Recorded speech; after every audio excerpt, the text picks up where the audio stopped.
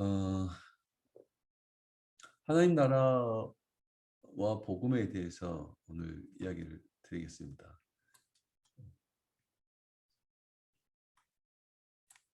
보이시죠? 하나님 나라와 복음, 복음이란 무엇인가에 대해서 한번 우리가 질문하고 스스로 대답을 해볼 필요가 있습니다. 복음이란 무엇인가? 복음이란 말은 우리가 많이 쓰는데, 복음이란 말을 많이 쓰는데 복음이란 무엇이냐라고 누군가에게 물어보거나 우리 스스로가 질문할 때는 선뜻 복음이란 무엇인가 대답하기가 쉽지가 않습니다. 저도 하나님 나라를 알고부터 하나님 나라를 깊이 알아갈수록 이 복음이란 무엇인가에 대한 대답이 절로 이렇게 됐습니다. 그래서 그걸 오늘 먼저 여러분한테 이야기를 해주고 싶어요. 그래서 복음이란 무엇인가에 대한 이것은 본질을 향한 질문이다. 이렇게 시작을 합니다. 우리 신앙의 본질, 기독교의 본질, 그게 바로 복음이라는 겁니다. 복음. 그래서 복음을 모르고 우리가 신앙생활을 한다는 것은 조금 그렇죠. 복음이란 무엇인가에 대해서 알지 못한 상태에서 신앙생활을 한다. 이거는 어, 좀 그렇습니다. 근데 복음이란 무엇인가?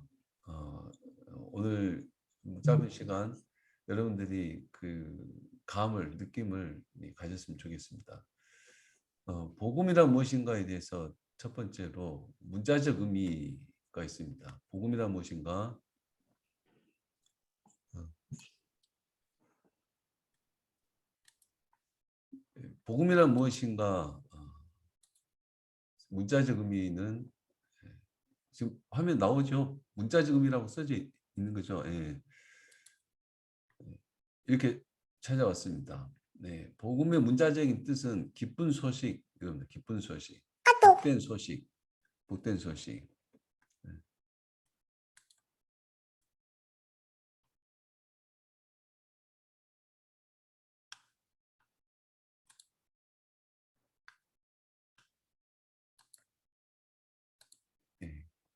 기쁜 소식, 복된 소식이라는 뜻이고, 복음의 어원적인 의미는 여기 헬라어로 유앙겔리온, 말 그대로 기쁜 소식, 기별.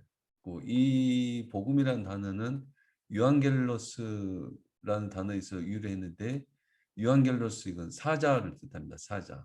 전달해 준 사자, 천사. 복음은 사자가 가져오는 어떤 승리의 소식이나 기쁜 소식을 말합니다. 당시 시대의 이 단어는 신탁을 전하는 자를 의미하기도 했습니다. 그러니까 신으로부터 소식을 가져오는 것, 그것을 또 복음이라고도 하고, 간단히 우리가 복음 그러면 말 그대로 복된 소식, 복된 소식, 기쁜 소식, 기쁜 소식 선교에 그러면 구원파가 이 기쁜 소식이란 단어를 많이 써요. 기쁜 소식 선교에 이렇게 구원파입니다.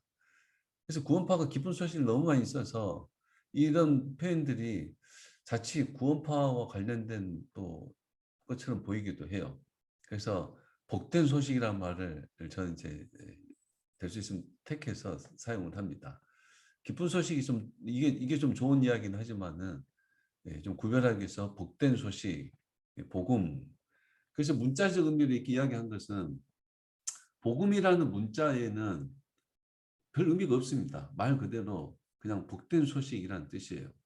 그래서 뭐 기쁜 소식, 우리가 쉽게 말하면 기쁜 소식, 뭐 수험생이 합격했다 그러면 그게 기쁜 소식이 되고, 또 취준생이 또 직장 취직했다 그러면 기쁜 소식이 되고, 뭐 결혼 소식, 출산 소식, 뭐 이런 좋은 소식들이 바로 복음입니다.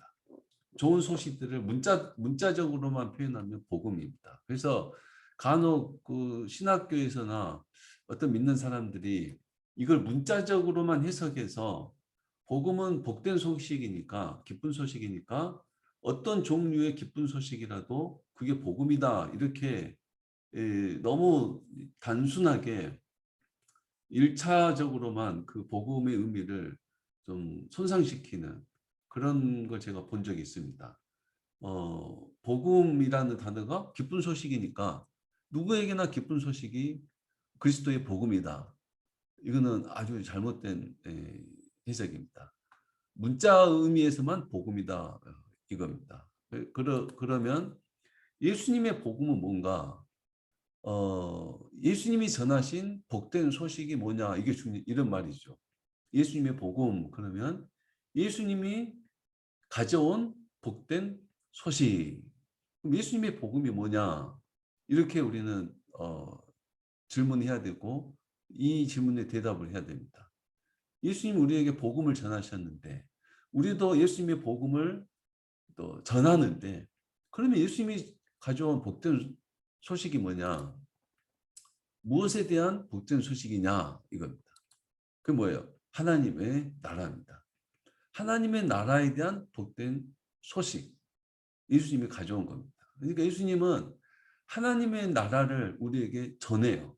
가르치고 하나님의 나라를 본을 보여서 삶으로 본을 보여서 증거를 해요. 그래서 예수님의 복음은 하나님의 나라에 대한 모든 겁니다. 하나님의 나라에 대한 복음. 예수님이 우리에게 복음을 전했는데 그 복음은 여기 하나님의 나라에 대한 복음을 전했으니까 우리가 복음을 들었다면 뭘 알아야 돼요? 하나님의 나라가 뭔지를 알아야죠. 예수님의 복음은 하나님 나라의 복음이니까. 우리가 복음을 안다 이 말은 하나님의 나라에 대해서 알아야 된다 이 말이죠. 하나님 나라에 대해서. 그래서 예수님의 복음이 하나님 나라의 복음이라는 것을 우리가 성경에서 어, 증명하면 찾으면 이렇습니다. 누가복음 4장 43절 예수께서 이르시되 내가 다른 동네들에서도 하나님의 나라 복음을 전하여 하리니 나는 이 일을 위해 보내심을 받아노라. 방금 제가 말씀드린 내용의 전부가 여기 달려 있습니다. 예수님께서 이 땅에 오신 이유는 그리고 동네마다 다니시는 이유는 하나님 나라 복음을 전하여 하리니 너무 구체적으로 표현되어 있죠. 예수님이 복음을 전하겠다 이 말 속에다가 분명히 구분을 해놨습니다. 하나님 나라의 복음을 전하여야 하리니 이겁니다. 하나님 나라에 대한 소식을 다른 동네들마다 전한다는 겁니다. 예수님은 그것을 위해서 보내심을 받았다. 예수님은 그리스도이신데 예수님을 보낸 분이 누구예요? 그분은 하나님이십니다. 하나님으로부터 이것을 위해서 보내심을 받았다. 그러면 선교사님들이나 목회자나 또는 교인들이 이 복음을 전하는 일 또는 전도하는 일, 그 모든 일은 하나님 나라에 대한 복음을 전하는데 누구로부터요? 하나님으로부터 보내심을 받아 하나님 나라의 복음을 전하는 주님의 일에 동참하는 겁니다. 다시 또 본문 보면 마가복음 1장 15절 이르시되 때가 찼고 하나님 나라가 가까이 왔으니 회개하고 복음을 믿으라. 이것도 이 복음을 믿으라 무슨 복음이에요? 예수님이 가져오신 하나님 나라에 대한 복음을 믿으라 이겁니다. 하나님 나라에 대한 복음을 예수님이 전하셨고 우리는 그것을 그 복된 소식을 믿느냐 믿지 않느냐의 차이가 좀 있습니다. 당연히 믿어야 되겠죠. 예수님은 하나님 나라의 복된 소식을 전하는데 사람들은 그 소식을 믿기도 하고 믿지도 않더라는 겁니다. 그럼 믿어야죠. 믿으라. 예수님이 하신 말씀이에요. 예수님이 하신 말씀이에요. 하나님 나라가 가까이 왔다 이 표현은 가까이 왔다 이 표현은 가까이 이 말은 손을 뻗어서 잡을 만큼 가까이 왔다는 뜻입니다. 손을 뻗어서 잡을 만큼 하나님 나라가 가까이 왔다 이 말은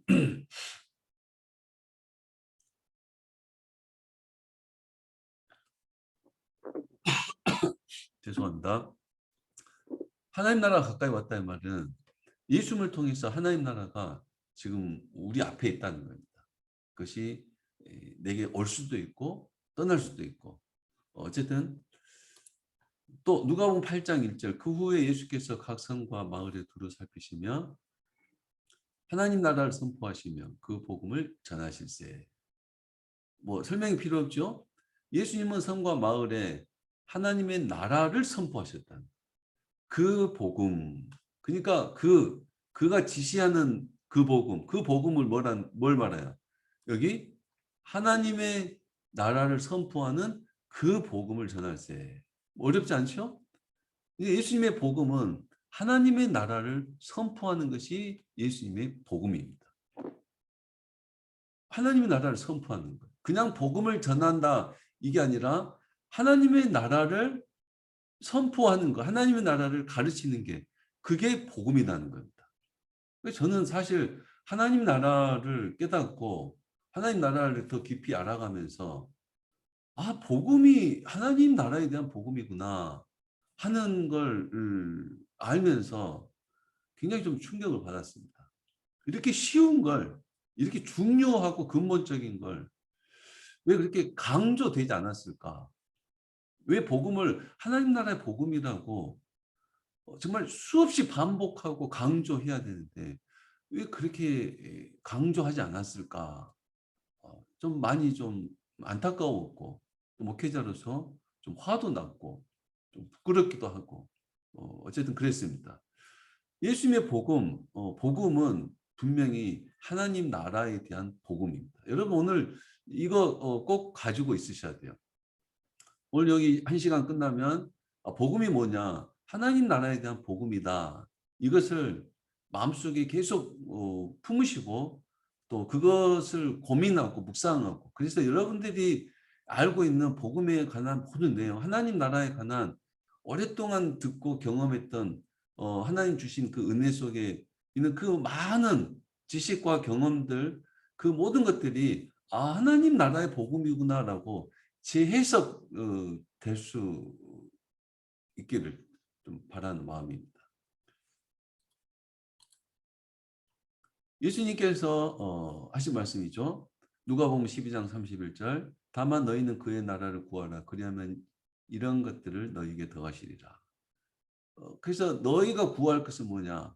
그의 나라를 구하라. 그의 나라.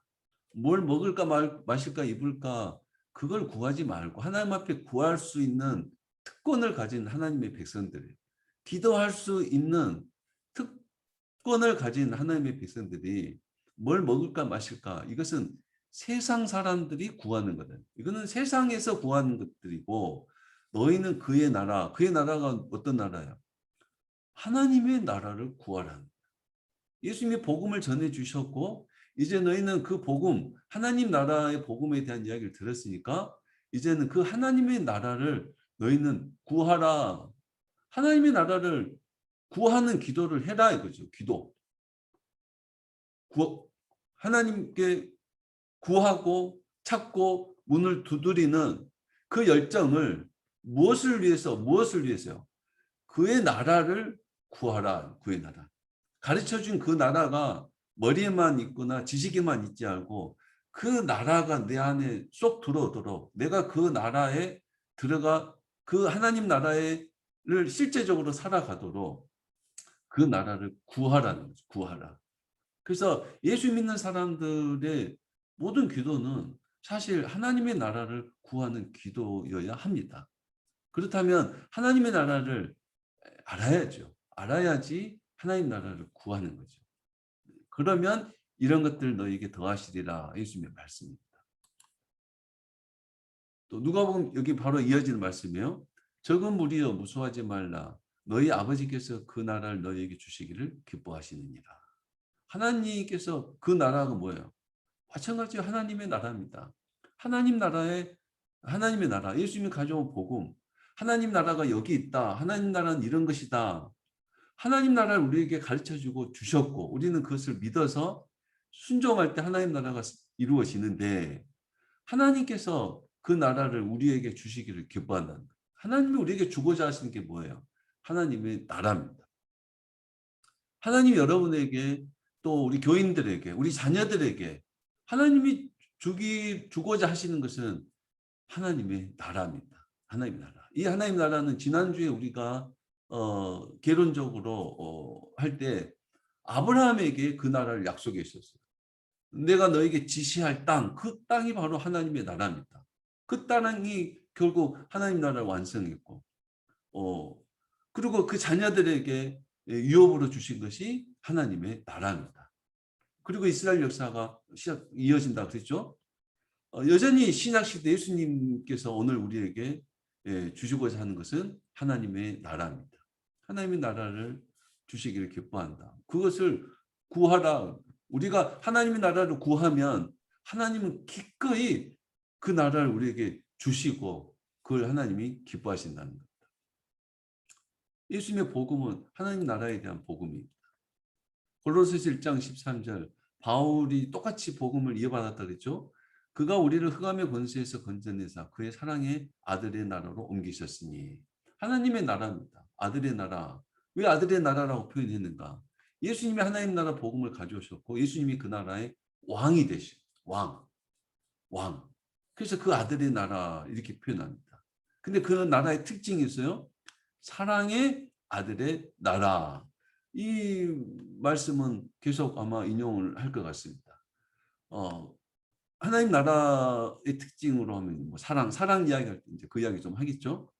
아들의 나라로 옮기셨으니 이게 구원이며 복음입니다. 복음. 흑암의 권세에서 건져내사. 그러면 흑암의 권세에서 건져냈다. 어디에서 건져냈다는 말이에요? 흑암의 권세를 다른 말로 하면요. 아들의 나라가 아닌 나라죠. 어떤 곳에서 건져내서 아들의 나라로 옮기셨으니까 흑암의 권세 여기의 자리에 들어갈 것은 아들의 나라가 아닌 곳. 그곳은 흑암의 권세가 자리 잡은 곳 세상 나라입니다. 죄 가운데 있는 본문을 표현하면 사랑과 반대, 미움과 원망이 가득 찬 그런 나라, 그런 삶에서 건져내어서 아들의 나라로 옮기셨다. 이게 구원이고 복음이다 이 말입니다. 그러니까 예수님의 복음은 하나님의 나라에 대한 복음이다. 그리고 이렇게 본문의 말씀을 이렇게 표현해 드렸고 그러면 하나님의 복음이라고 표현이 또 돼 있어요. 예수님의 복음을 하나님의 복음이라고도 문자적으로 성경이 이렇게 표현되어 있습니다. 하나님의 복음이라고 표현되는데 그것은 하늘로부터 오는 복음 우리가 이렇게 이해를 하면 됩니다. 하늘에 계신 우리 하나님 아버지께서 복된 소식을 예수님을 통해서 우리에게 가르쳐 줬어요. 그러면 그 복음은 예수님의 하나님 나라의 복음은 어디로부터 왔느냐? 하나님으로부터. 아까 아버지께서 보내셨다 그랬죠? 그러면 아버지 어디 계신? 하늘에 계신 아버지. 그러니까 이 복음은 하늘로부터 오는 복음이다. 이것도 중요합니다. 땅에 있는 어떤 기쁜 소식이 아니라 하늘로부터 오는 기쁜 소식을 가져왔다 이 말입니다. 하늘로부터. 마가복음 1장 14절 요한이 잡힌 후 예수께서 갈릴리에 오셔서 하나님의 복음을 전파하여. 예수님의 복음은 누구의 복음이에요? 하나님의 복음입니다. 하나님으로부터 오는 복된 소식. 하늘로부터 오는 소식입니다. 하나님의 복음. 로마서 1장 1절 예수 그리스도의 종 바울은 사도로 부르심을 받아 하나님의 복음을 위하여 특정함 입었으니.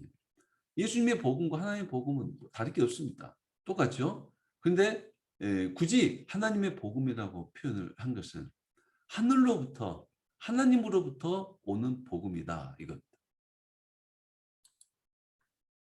그리스도의 복음이라고 표현해요. 그리스도의 복음이라고 표현한 이유는 구원과 관련된 표현입니다. 구원. 그래서 그리스도는 우리 메시아 구원자죠. 구원자. 구원자의 복음이다 이 말이에요. 복음은 구원자의 복음. 마가복음 1장 1절 하나님의 아들 예수 그리스도의 복음의 시작이라. 예수 그리스도의 복음이다. 그리스도의 복음. 구원자의 복음의 시작이다. 마가복음. 복음서 자체가.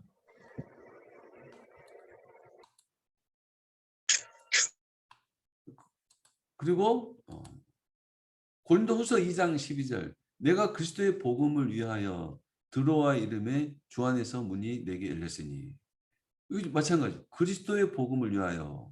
왜 그리스도의 복음이라 했느냐? 아까 말씀드렸죠? 구원에 관한 복음이다. 구원에 관한 복음. 하나님의 복음 때는 하늘로부터 오는 복음, 구원에 관한 복음을 위하여 이런 좀 의미를 좀 부각하고 있다 이겁니다. 빌립보서 1장 27절에도 오직 너희 그리스도의 복음에 합당하게 생활하라. 마찬가지죠. 조금 이걸 해석을 이제 해보십시오. 여러분이 해석을 해보십시오. 그리스도의 뭐죠? 구원. 구원자의 복음. 복음을 또 해석해 보십시오. 구원자의 하나님 나라에 합당하게 생활하라. 이거죠. 구원을 받은 하나님 나라에 합당하게 생활하라. 너희는 하나님의 나라로 구원을 받았으니까 하나님 나라에 합당하게 생활하라. 이겁니다. 한국에 왔으면은 한국 법을 따라야 되는 것처럼 하나님 나라의 백성이 됐으면 하나님 나라의 법을 따르는 그 합당한 생활을 하라 이런 의미입니다. 그런 의미예요. 그러니까 그리스도의 복음 이걸 우리가 그냥 쉽게 성경에서 쉽게 지나칠 수 있지만 여러분들이 이제 오늘 이야기를 듣고 말씀을 듣고 그리스도의 복음 그러면 그렇게 인지를 하셔야 돼요. 해석을 하셔야 돼요. 구원받은 하나님 나라에 합당하게 생활하라. 이런 뜻으로 말씀하셨다 이 말입니다. 이게요. 그리스도의 복음을 해석하시라 이 말입니다. 그리스도의 복음 그냥 단순히 복음이 뭔지도 모르고 복음에 합당하게 이렇게 두리뭉실 넘어가지 말고 그리스도가 전한 하나님 나라에 합당하게 생활하라. 이렇게 해석해야 된다 이 말입니다. 그런 의미를 담고 있는 겁니다. 그런 의미를. 이 복음, 예수님의 복음, 또 하나님의 복음, 그리스도의 복음, 이 복음에 대해서 복음으로만 표현하지 않고 여러 가지로 성경은 표현되어 있습니다. 굉장히 많아요. 굉장히 많아요. 여러 가지로 표현된 복음 이렇게 표현되어 있어요. 목마른 자에게 복된 소식이 뭐겠어요? 그건 생수죠. 생수. 사망에서 목마른 자에게 필요한 게 생수. 그냥 물인데 그 물은 사막에서 목마른 자는 이 물을 먹지 않으면 죽잖아요. 그러니까 이 물은 생명수가 돼요. 영적으로 목마른 자에게 생명수가 있다. 그게 뭐냐? 그리스도의 복음이다. 이게 바로 그런 의미죠. 그런 의미. 목마른 자, 굶주린 자에게 뭐예요? 배부름, 이건 배부름. 이것을 세상적으로 배고픈 자, 정말 배가 못 먹어서 굶주린 자에게 필요한 음식, 양식 이렇게만 해석을 해버리면 이게 안 되는 거죠. 그거는 뭐 복지, 사회, 세상의 어떤 그런 여기에서 그냥 머물러 버립니다. 하나님 나라의 깊은 의미를 찾지를 못하고 그 안에 들어가지 못해요. 사회적 해석으로만 돼버리죠. 그리고 또 굶주린 자에게 배부름이다 이런 성경적 표현이 부자들은 굶주리겠어요? 그러지 않겠잖아요. 그 사람들에게는 이 말씀이 의미가 없는 거죠. 굶주린 자에게 배부름 이런 의미들은 다 하나님 나라에 대한 복된 소식을 이런 식으로 표현하고 있다는 겁니다. 이 땅에 생명이 없는데 영생을 가져온 것이 바로 복음이다 이 말입니다. 포로된 자에게는 뭐가 복음이에요? 자유입니다. 여러분 감옥에 갇힌 자에게 자유가 기쁜 소식, 복된 소식인 것처럼 영적으로 죄에 포로된 자에게 죄로부터 해방되는 것이 그게 복음이다. 그런 복음. 그런 의미로 성경이 이렇게 표현되어 있습니다. 눈먼 자에게는 뭐가 복음이에요? 다시 보게 하는 거예요. 그러니까 예수님께서 오병이의 기적을 행하시고 또 안진뱅이를 일으키고 또 맹인을 보게 하고 이런 모든 기적과 이런 행위들은 하나님 나라를 전하기 위해서 가르치는 과정입니다. 과정. 영적 하나님의 나라를 설명하기 위해서 지난주에 우리가 했죠. 대위법, 대위법. 그런 거 이런 식으로 표현하셨다 이 말이에요. 가르쳤다 이 말이에요. 여기에 머물러서 근데 하나님 나라를 모르고 이런 사회적 어떤 생리적 형편적 현상에만 머물러 버리면 하나님 나라를 발견하지 못하는 거예요. 복음을 하나님 나라를 다양하게 표현한 것을 예를 들고 있습니다. 눌린 자에게는 자유케 함을 이런 겁니다. 그러면 복음이라는 것은 하나님은 변함이 없는 일정한 하나님이신데 구약에도 분명히 복음이 있어야죠. 신약에 있는 내용은 구약에서 이어지는 내용입니다. 구약에 있는 내용을 신약에서는 대위법에서 영적으로 그 이면에 있는 걸 드러내는 거다 이렇게 볼 수 있는데 어쨌든 구약에도 복음이 있습니다. 그러면 똑같은 거예요. 복음은 아까 뭐라 그랬죠? 하나님 나라에 대한 소식이다 그랬죠? 그러면 구약에도 하나님 나라에 대한 소식이 그게 복음이죠. 하나님 나라에 대한 소식. 하나님께서 아브라함을 불러서 하고자 하는 게 뭐예요? 내가 너로 큰 민족을 이루고 하나님 나라에 대한 소식이에요. 내가 너로 큰 민족을 이루고. 그래서 아브라함은 하나님 나라의 시조라 그럴까요? 원래 백성인 거예요. 시작 출발점이죠. 하나님 나라. 아브라함과 그 자손들은 하나님 나라를 이루게 한 자손.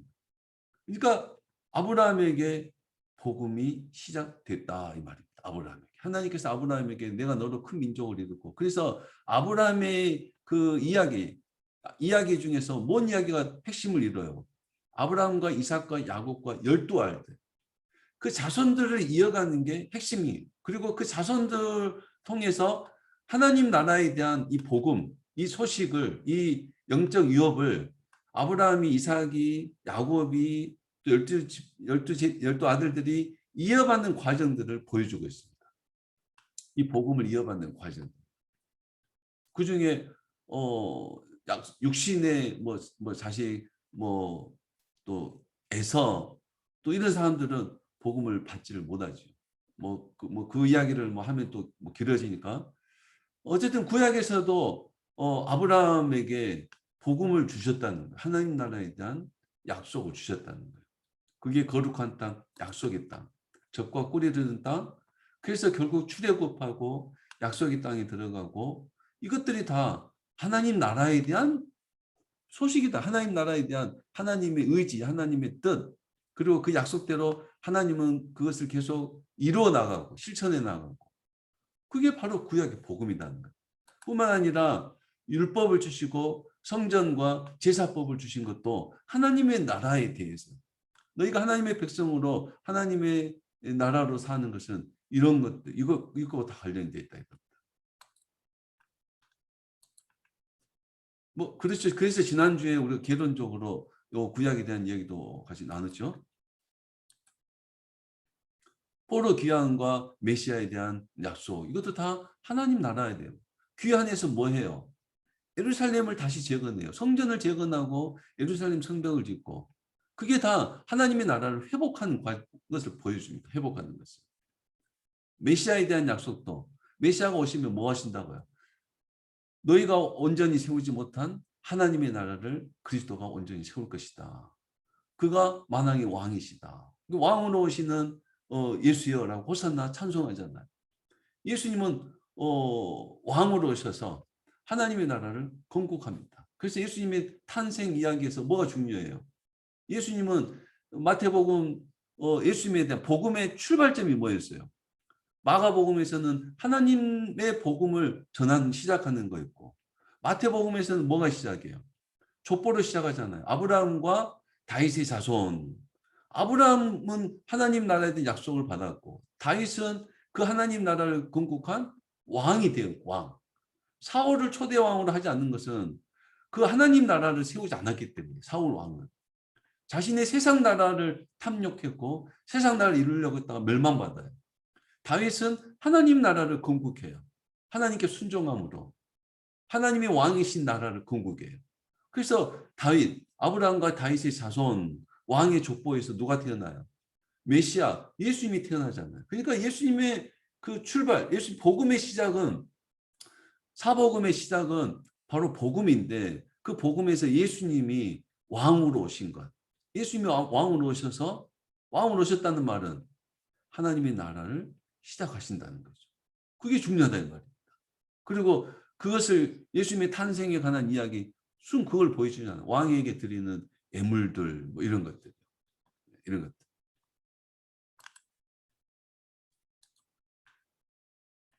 그러게 어쨌든 구약에서도 똑같습니다. 너무 저는 좀 너무 좀 충격적으로 즐거웠어요.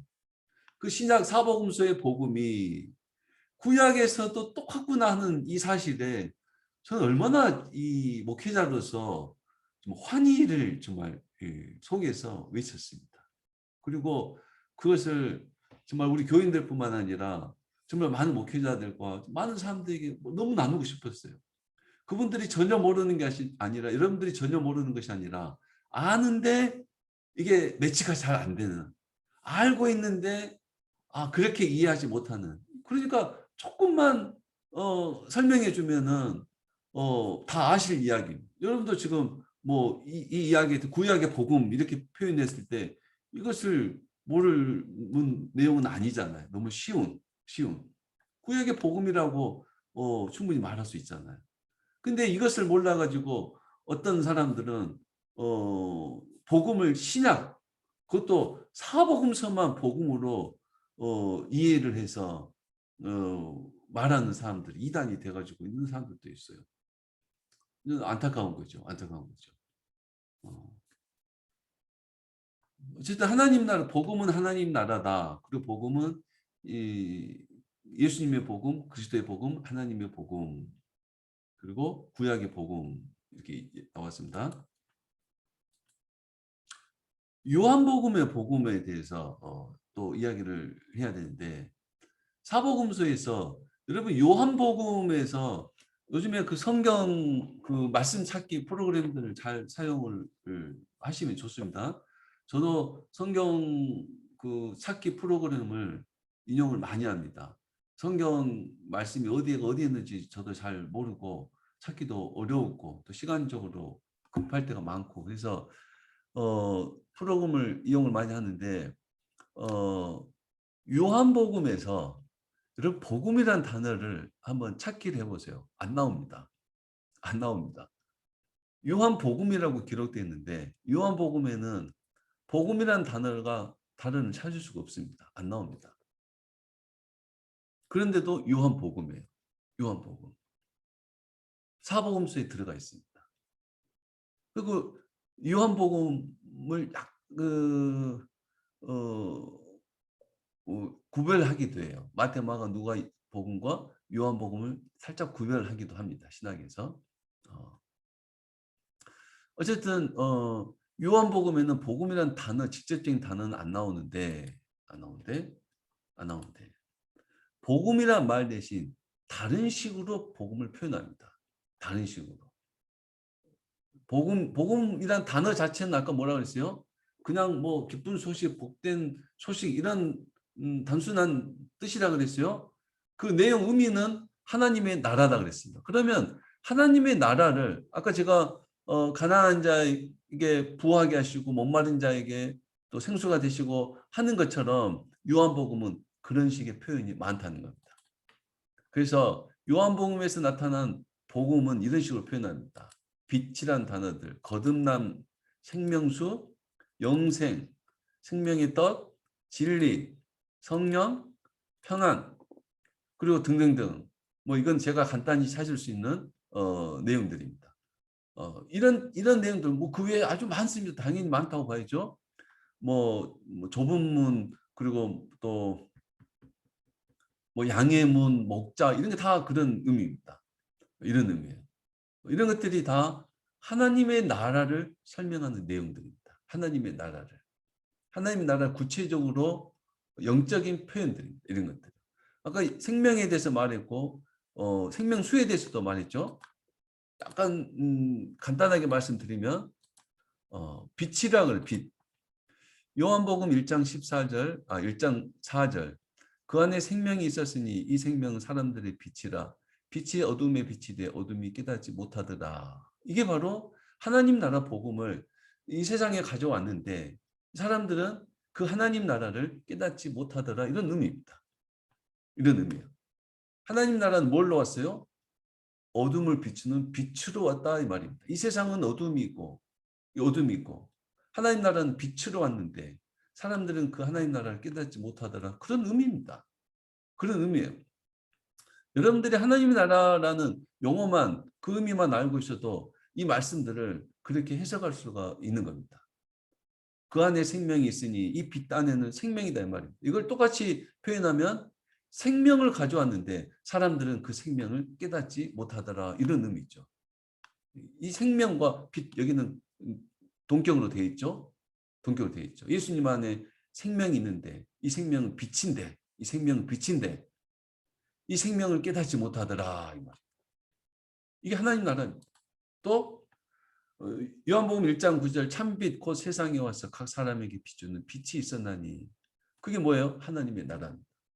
그래서 우리가 빛 그러면 우리가 빛이라는 단어에 여러 가지 의미를 부여해서 뭐 여러 가지 말들을 많이 하지만 사실은 그 여러 가지 말들은 좀 접어놓고 이 빛은 하나님의 나라다.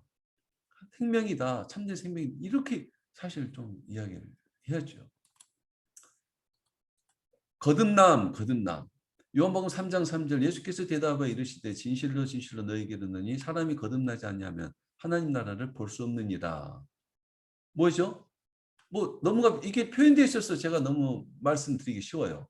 거듭나지 않으면 하나님 나라를 볼 수 없다. 하나님 나라는 뭐와 같아요? 거듭남. 거듭나야 하나님 나라가 뭔지를 안다는 거예요. 거듭남을 통해서 하나님의 나라를 들어가는 것, 깨닫는 것. 거듭나지 않으면 하나님 나라를 볼 수 없다. 하나님 나라가 복음이다 그랬죠? 우리에게 복음을 주셨는데 뭐 하지 않으면 거듭나지 않으면 복음이 뭔지를 모른다는 겁니다. 거듭나지 않으면 복음이 뭔지 몰라요. 그러니까 거듭나야죠. 거듭나지 않으면 거듭나야죠. 거듭나는 것은 내가 거듭나는 게 아니라 누굴 통해서요? 예수님을 통해서 거듭나는 것. 예수님을 믿음으로써. 어쨌든 거듭남이라는 표현이 되어 있고 요한복음 3장 5절 예수께서 대답하시되 진실로 진실로 내게 이르노니 물과 성령으로 나지 않냐면 하나님 나라에 들어갈 수 없느니라. 마찬가지죠. 거듭남, 생명수 뭐 말씀을 드렸죠. 요한복음 4장 14절, 13절 예수께서 대답하여 이르시되 이 물을 마시는 자마다 다시 목마르려니와 내가 주는 물을 마시는 자는 영원히 목마르지 아니하리니 내가 주는 물은 그 속에서 영생하도록 솟아나는 샘물이 되리라. 이게 바로 하나님 나라를 말합니다. 하나님 나라. 다시 목마르려니와 이 물을 마시는 자, 이 물은 어떤 물이에요? 야곱의 물에서 목을 축이는 물입니다. 내 육신의 목마름을 해소시키는 물이에요. 내 육신의 목마름. 육신의 목마름은 비유적으로 육신의 목마름은 육신의 배고픔과 육신의 고생과 또 육신의 어떤 문제들, 육신이 겪는 어떤 고통 이런 것들 해결하는 것이 이 물이죠. 그래서 가난한 사람은 부자가 되면 이제 좀 갈증이 해소될 것 같다. 또 아픈 사람들은 내가 이제 퇴원하면 낫으면 이 갈증이 해소될 것 같다. 또 내가 취업하면은 야, 이 고생 끝나고 내가 좀 행복할 것 같다. 사람들은 어떤 삶의 갈증을 세상의 어떤 문제들로 해결하려고 해요. 그러나 막상 부자가 돼도 여전히 갈증이 심하고 취업해도 여전히 갈증이 심하고 군인들은 제대하면 좀 좋을 것 같은데 제대해도 더 어려운 문제가 많고 세상에서는 어떤 문제들이 있을 때마다 그것을 해결하는 물들이 있지만은 그 물들은 다시 못 마르게 한다는 거예요. 그러니까 이 세상에서 나를 내 갈증을 해결하는 물들은 마셔도 다시 못 마릅니다. 그게 요한복음 4장에 뭐라고 표현했냐면 남편이라고 표현했습니다. 이 여자가 우물가에서 예수님을 만나죠. 남편은 이 여자는 남편이 5명이나 돼요. 5인가요? 5명이나 됩니다. 5명이라는 남편이 있어도 여전히 해결되지 못한 삶의 갈증이 있었어요. 그때 예수님께서 내가 주는 물을 마시면 영원히 목마르지 않는다. 이 물은 영생이다. 영생, 영생. 이 물은 뭐와 관련돼 있어요? 영생과 관련돼 있다는 말입니다. 영생과. 영생과 관련되는 물, 그게 뭐예요? 하나님의 나라다는, 하나님의 나라예요. 하나님의 나라입니다. 요한복음 이런 식으로 하나님 나라를 표현하고 있다는 겁니다.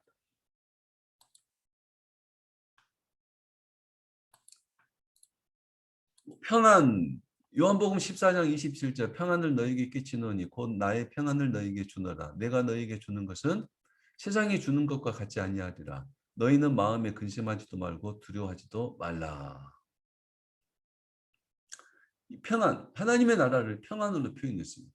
하나님 나라에서 누리는 평안인 거죠. 평안. 이 평안은 왜 이 평안을 왜 하나님 나라로 말하느냐? 여기 나와 있잖아요. 노란 거. 세상이 주는 것과 같지 아니하니라. 예수님이 주시는 평안은 세상으로부터 주는 것이 아니다는 거예요. 우리가 사는 이 삶의 관계 속에서 오는 평안, 비가 심하게 오면 비가 멈추면 편안할 것 같고, 어두우면은 날이 뜨면 편안할 것 같고, 배고프면 배부르면 편안할 것 같고, 여러 가지 아까 그 생명수처럼 그 물처럼 이 세상에서 어떤 평안을 줄 것 같지만 아니다는 거예요. 돈이 좀 벌려지면은 될 것 같고, 이 돈이 노후 때 날 평안하게 할 것 같고, 건강하면 그렇지 않다는 거니까 사람들은 이 세상에서 이 평안, 참된 행복과 안식을 얻기 위해서 무던히 쫓아다닙니다. 무지개를 잡는 것처럼. 정말 열심히 살아요. 그러나 아무리 열심히 살아도 갈증이 해소되지 않습니다. 참된 평안이 찾아오지 않습니다. 그러면서도 정말 죽을 때까지 이걸 위해서 살아요. 그러나 이게 안 옵니다. 안 와요. 예수님께서 평안을 주시는데 그 평안은 세상이 주는 것 같지 않다. 하나님으로부터 오는 평안, 그게 뭐예요? 하나님 나라다. 이 말이에요. 하나님 나라. 그래서 하나님 나라를 우리가 차지하고 하나님 나라로 살아가면 뭐가 와요? 이 바로 평안이 옵니다. 평안. 또 뭐가 와요? 빛이 오고 아까 말한 대로 생명이 오고 이런 겁니다. 이런 거예요. 요한복음은 그런 식으로 복음을 하나님 나라를 표현했더라. 그래서 빛, 거듭남, 생명수, 영생, 생명의 떡, 진리, 성령, 평안, 등등등 이 많은 내용들 그것들이 바로 요한복음에서 표현한 하나님의 나라다. 그러니까 여러분들이 성경을 볼 때 이런 내용들이 나오면 하나님의 나라로 대입을 해서 하나님의 나라가 이런 거구나라고 이 말씀들을 통해서 하나님 나라를 알아가는 거예요. 여기 표현되지 않았지만 목자, 그럼 예수님이 우리의 목자가 되고 우리는 그의 어린 양이 되면 그게 하나님 나라예요. 예수님이 우리를 인도하시고 예수님이 잔잔한 물가로 또 푸른 초장으로 우리가 예수님의 그늘 아래서 예수님이 사자들을 쫓아내고 예수님 안에서 사는 게 그게 하나님의 나라다는 거예요. 반대로 그럼 하나님의 나라가 그러면 목자가 대신 예수님의 목자가 되고 내가 양이 됐을 때 하나님 나라예요.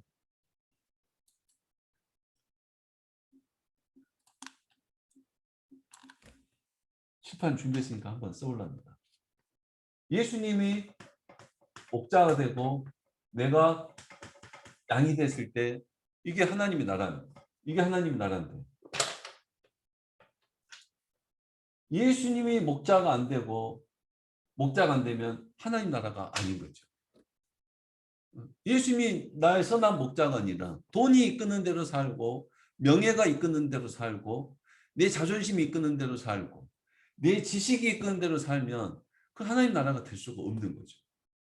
세상 나라지. 세상 사람들이 사는 것처럼 더 세상에 지혜롭게, 더 세상에 강한 힘으로, 더 세상의 능력으로, 더 세상적인 것으로 뭔가 될 것 같지만 여전히 세상적인 겁니다. 하나님 나라가 될 수 없다 이 말입니다. 될 듯 안 됩니다. 안 돼요. 예수님이 내 목자가 돼야 되는 거예요. 예수님이 내 목자가 되는 거예요. 그런 관계 속에서 하나님 나라가 세워지는 거죠. 뭐 그런 겁니다. 그렇게 요한복음도 요한복음은 그러면 왜 하나님 나라의 복음을 다른 식으로 표현하는가? 우리가 질문해 볼 수 있습니다. 왜 하나님 나라로 자꾸 설명하지 않고 마태, 마가, 누가 요한복음 네 번째 가서 하나님 나라를 다른 식으로 표현하는가? 중요한 질문입니다. 중요한 질문이에요. 하나님의 나라가 영적이기 때문입니다. 하나님의 나라는 팔레스타인 지금 한참 이제 전쟁이 뭐라고 표현했지? 협정을 하긴 했지만은 한참 위기 가운데 있죠. 그 팔레스타인 지역 또 아브라함의 육신적 혈통 이런 게 하나님 나라가 아니라 하나님 나라는 영적인 것을 요한복음에서 전환시켜 주는 것 같아요. 전환시켜 주는 것 같아요. 공간복음 그러면은 마태, 마가, 누가복음 공간복음이라. 근데 요한복음에서는 전환점이 되는 것 같아요. 아니, 전환점보다도 더 구체적으로 설명하는 것 같아요. 하나님 나라 영적이다. 영적이다 이 말은 빛, 생명, 선함, 사랑, 용서 이런 것들이 영적이다는 거예요. 육적이다 이 말은 말 그대로 우리 육신이죠. 사회적인 눈에 보이는 것들. 이것은 눈에 보이지 않는 것들이에요. 빛이나 생명이 눈에 보이지는 않지만은 때로는 눈에 보이는 것보다 더 확실한 것들. 생명이란 거는 저에게 안 보이지만은 제가 현재 이렇게 말하고 있으니까 생명이 나한테 있다는 것이 분명해요. 근데 그 생명은 육적인 생명인데 하나님 나라를 가진 사람들은 영적인 생명이 나한테 있다는 것이 보여져요. 영적인 생명. 뭐 이런 것들 뭐 구체적으로 나중에 좀 말이 좀 길어지니까 영적인 것들을 표현하고 있다 이렇게 이해합니다. 그래서 하나님 나라는 영적이다 이 말 다른 말로 하면 삶이다. 삶. 하나님 나라는 삶이다. 삶이다 이 말은 부자도 살고 가난한 사람도 살고 건강한 사람도 살고 누구나 다 사는 거잖아요. 사는 거예요. 그러니까 모든 사람들이 경험할 수 있는 것이 이 하나님 나라다. 하나님 나라. 하나님 나라야. 하나님의 나라로 사는 겁니다. 하나님 나라로 사는 거예요. 모든 사람들이. 하나님 나라는 삶이다. 그러니까 복음은 삶이다. 이렇게 말해도 되겠죠? 복음은 삶이다. 복음은 삶이다. 그래서 지난번에도 그 이야기 했어요. 복음은 삶이다.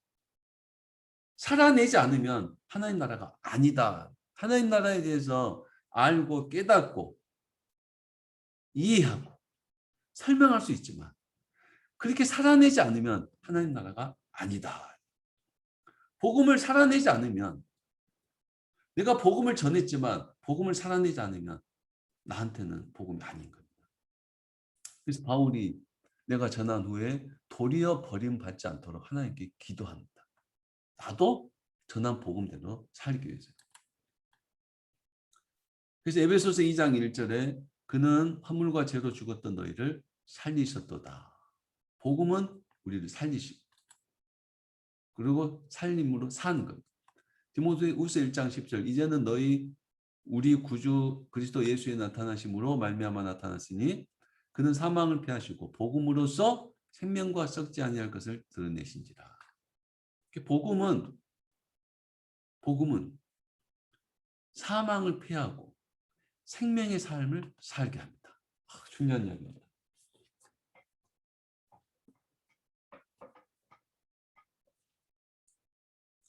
복음은 사망을 패하고 생명의 삶을 살게 합니다.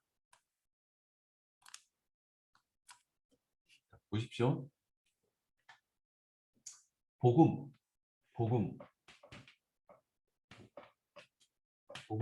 하나님 나라입니다. 하나님 나라. 복음은 사망을 패하고 사망에서 생명의 삶을 살게. 복음은 죽었던 너희를 살리셨어. 우리를 살리셨어. 이렇게 죽었던 너희를 죽은 자를 살리신 게 하나님 나라의 복음이다. 하나님 나라의 복음. 그러면 두 가지를 생각할 수 있어요. 두 가지를. 복음은 하나님의 두 가지 생각할 수 있어요. 하나는 만약에 복음이 없으면 뭐가 없는 거예요? 생명이 없는 거예요. 생명이 없는 거예요.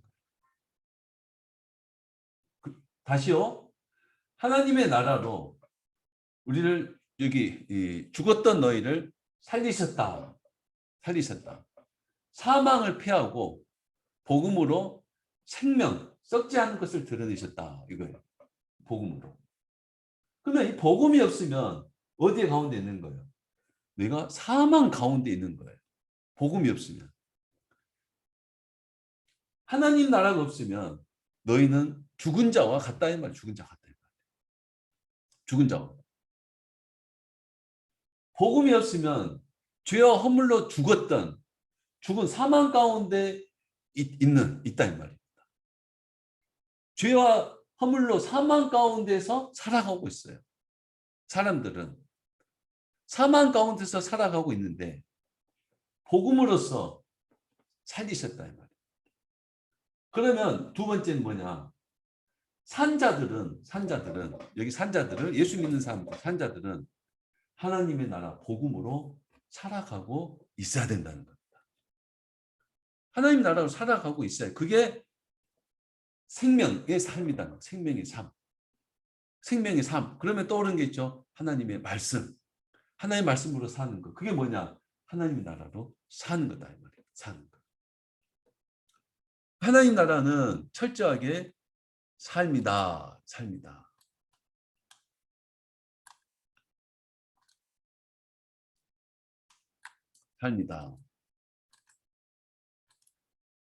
그래서 이제 5분 남았습니다. 5분 남았어요. 하나님 나라의 복음은 여기 경계는 세상과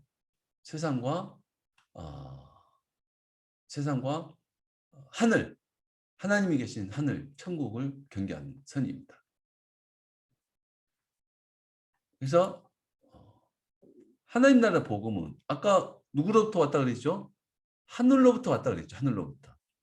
하나님의 복음을 이게 복음.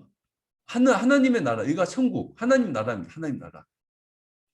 하늘 보자, 하나님 나라. 우리가 죽으면 여기 들어가는 곳입니다. 죽으면 들어가는 곳, 영원한 천국. 영적인 나라. 이 나라가 여기 있고, 우리가 신앙 고백할 때 하늘에 계신 우리 아버지, 하나님 어디 계셔요? 바로 이 하늘에 계셔요. 그리고 우리가 사는 이 세상입니다. 우리가 사는 세상인데, 복음은 이 하나님의 나라를 세상에 가져오는 것이 복음입니다. 하나님의 나라를 세상에 가져오는 게 복음이에요. 누가 가져오셨어요? 예수님이 가져오셨다. 그리고 이걸 각 성마다 마을마다 내가 전해야 하겠다. 예수님이 하신 말씀. 그리고 하나님의 나라를 이 세상에 이런 식으로 여기 저기 각 성 마을마다 전하는 겁니다. 이게 하나님 나라 복음을 전하는 거다. 그리고 이 노란 선은 바로 하나님의 백성들, 바로 교인, 우리 교회. 그러면 우리가 이 세상에서 이제 뭘 가졌어요? 하나님 나라를 가졌잖아요. 하나님 나라의 백성이죠. 우리는 이 세상에서 세상 백성이 아니라 하나님 나라의 백성이니까 세상 사람들이 사는 것과 하나님 나라의 백성이 사는 것이 다릅니다. 달라요. 그게 구별된다는 겁니다. 구별된다. 거룩하다는 말 속에는 구별된다는 뜻이 있습니다. 구별돼요. 세상 사람들과 하나님의 백성들이 이렇게 구별되는 겁니다. 그게 오늘 우리들이다. 세상에는 생명이 없고 우리는 생명의 삶을 사는 겁니다. 세상 사람들이 추구하는 목적과 목표와 우리가 추구하는 목적과 목표가 다릅니다. 일은 같을 수 있어요. 선생님이 가르치는 일이나 또 장사하는 사람들이 장사하는 일이나 또 사업하는 사람들이 사업하는 일이나 그 일은 같을 수가 있어요. 그러나 목적이 다릅니다. 목적이요. 그리고 과정이 다릅니다. 과정. 과정이라는 것은 하나님의 법으로 사는 것, 정직과 진실되게. 목적이라는 것은 하나님의 나라를 이루고 하나님의 왕 대신 하나님을 따르는 게 그의 목적이 다르다는 겁니다. 다르다는 것. 다르다는 것. 그래서 복음은 이 땅에 하나님 나라를 세우는 겁니다. 예수님의 복음은 예수님께서 이 땅에 하나님 나라를 세우는 것. 그래서 예수님이 하시는 것은 하나님 나라는 이런 거다라고 계속 3년 동안 가르쳐요. 가르치고 표적과 기적으로 하나님 나라를 증거합니다. 증거. 그리고 하나님 나라는 예수님 자신을 통해서 세워진다는 것을 또 증거합니다. 여러분 이게 제가 좀 빼먹었는데 하나님의 나라 이 말은 사실상 어원적으로 조금 정확하지가 않습니다. 정확히 말하면 하나님의 왕국입니다. 왕국. 킹덤 국민들의 주권자가 아니라 왕의 주권으로 다스리는 절대 국가입니다. 하나님의 왕국이에요. 이 땅에 하나님이 왕이신 예수님이 왕이신 나라를 세우는 게 그게 복음입니다. 이 말을 다른 식으로 현실적으로 말하면 우리 삶에 하나님의 나라를 세우는 게 복음입니다. 우리 삶에. 여러분 내 마음에 예수님이 왕이신 그리고 예수님의 통치가 나를 다스린 그게 내 안에 세워진 하나님의 나라고 내 삶에 세워진 하나님의 나라. 그게 복음입니다. 그리고 그 삶이 나뿐만 아니라 우리 형제들과 가족들과 사랑하는 사람들에게 세워져야 되겠죠. 그게 구원이니까 생명의 삶이니까. 그래서 우리는 하나님 나라가 그러면 뭔지 알아야죠. 복음은 하나님의 나라인데 그러면 그 하나님 나라 생명수가 되고 생명의 떡이 되는 하나님 나라가 뭔지 하나님 나라를 당연히 알아야죠. 이걸 구체적으로 하나님 나라를 전해야 하나님 나라를 전하는 거죠. 그냥 말만 복음을 전한다고 하면서 사실상 하나님 나라를 전하지 못하면 그건 안 되겠죠. 우리에게 주어진 이제 숙제는 하나님 나라가 뭔지를 알아야 된다는 거예요. 하나님 나라가 뭔지 알아야 된다는 거. 하나님 나라는 구약과 신약의 말씀이고 또 하나님 나라는 율법주의나 종교의식이 아닌 삶이다. 그래서 예수님은 율법주의를 안 가르쳤어요. 종교의식을 가르치지 않습니다. 예수님이 가르친 하나님 나라의 복음은 어떻게 살아야 될지를 가르쳐 줬습니다. 어떻게 살아야 될지를. 그게 진짜 하나님의 나라니까. 유대인들은 자꾸 율법주의, 종교의식에 매이고 제한됩니다. 근데 오늘날 또 어떤 경우 많은 분들이 여기에 율법주의나 종교의식에 제한된 경우가 너무 많은 것 같아요. 너무 많은 것 같아요. 뭐 예를 들면 뭐 오늘 우리 교회들도 마찬가지예요. 전도 그러면 물론 전도하는 사람들 제가 폄하하거나 그분들의 열심을 제가 깎아내리는 의도는 아니에요. 전도는 말 그대로 하나님의 나라를 전하는 게 전도잖아요. 삶으로서 하나님의 나라를 증거하는 게 전도지. 종교를 전하는 게 전도가 아니다 이 말이에요. 물론 뭐 넓게 표현하면 그 의미도 있겠지만 어쨌든 하나님의 나라는 삶이다.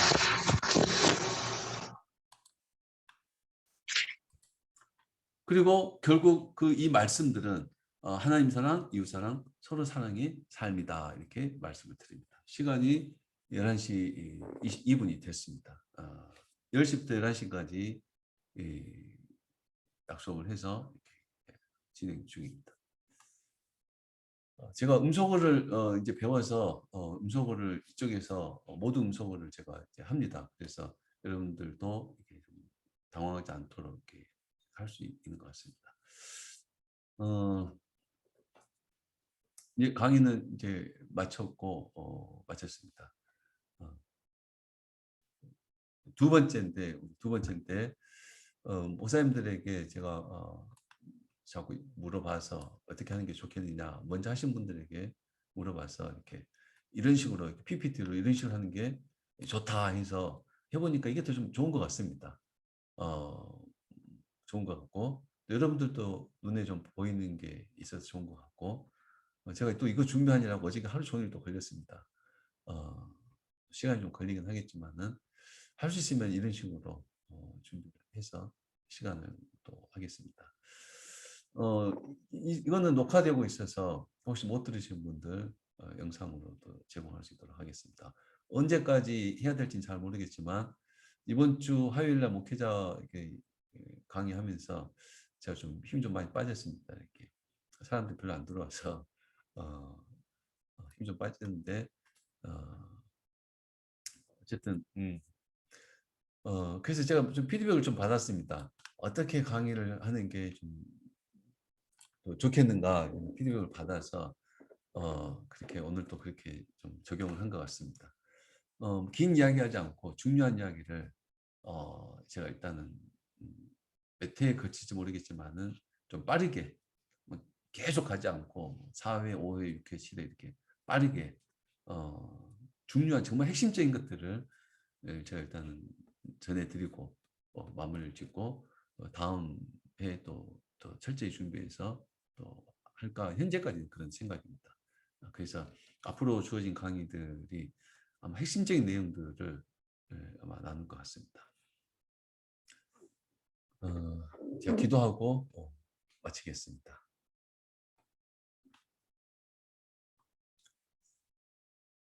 하나님 아버지 감사합니다. 우리에게 주신 하나님의 나라가 먼저 제 안에, 제 삶에, 또 우리들의 마음속에, 각자의 삶 속에서, 특별히 우리 가정에, 우리가 만나는 모든 이웃들 간에 하나님 나라가 세워지고 하나님의 다스림이 실현되고 하나님의 영광을 받으시고 그래서 하나님 나라의 평안을 누리고 사는 우리가 되게 하여 주시며 이 땅에 하나님 나라를 세우시는 주님의 거룩한 사역에 조금이라도 동참하고 쓰임받는 우리가 되게 하여 주시옵소서.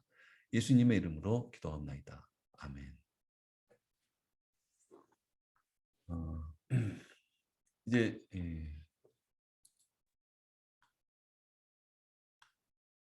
수고하셨습니다. 예, 감사합니다.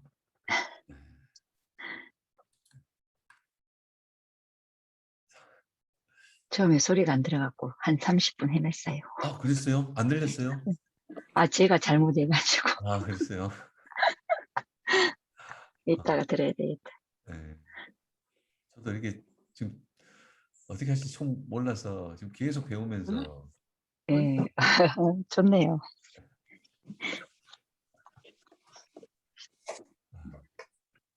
우리 김세훈 시사님 인사 들었다고.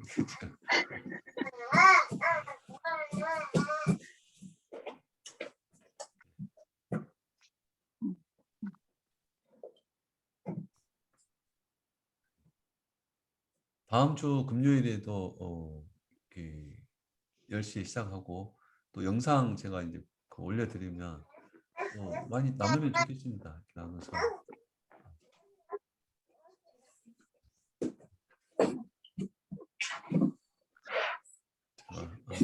뭐 우리 식구들입니다. 다 우리 식구들이고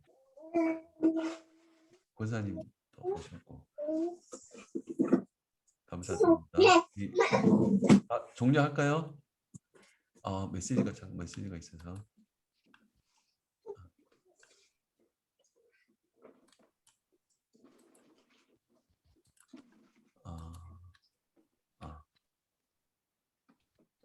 예, 감사합니다.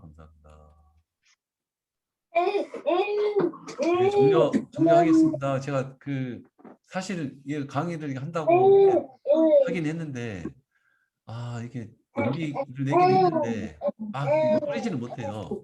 아직까지 좀 자신감도 없고 해서 감사합니다, 목사님.